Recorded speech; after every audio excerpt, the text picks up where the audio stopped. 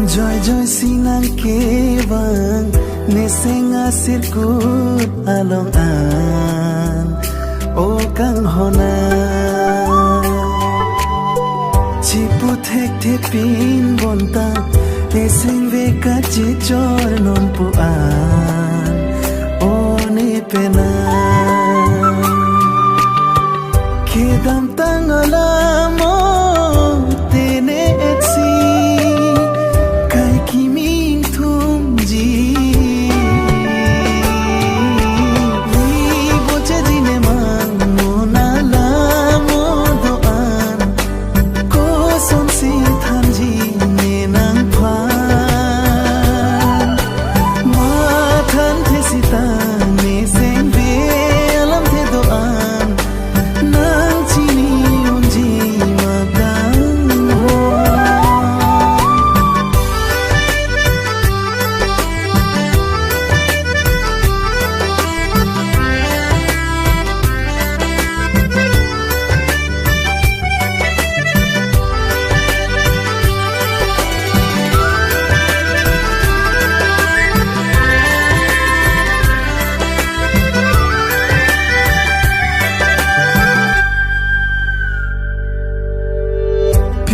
kang hon suri avene pupe bontanang kang hon si do chodla nelo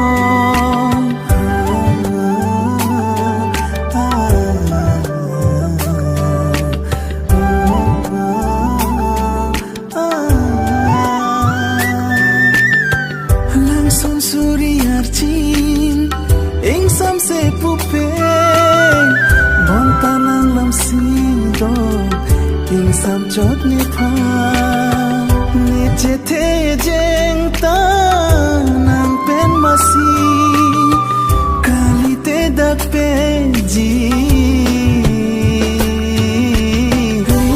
bo che ji ne man mo na la mo do an ko som si than ji ni nang pha sita ni seng be alam the doan nang chini unji makan ho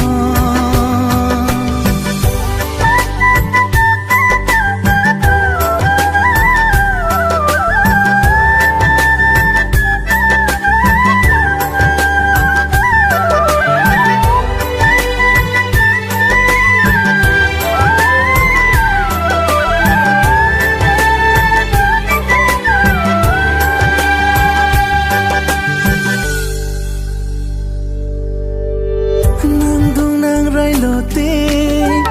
ne kang ne ketan der du charnam do an men men pen ke prai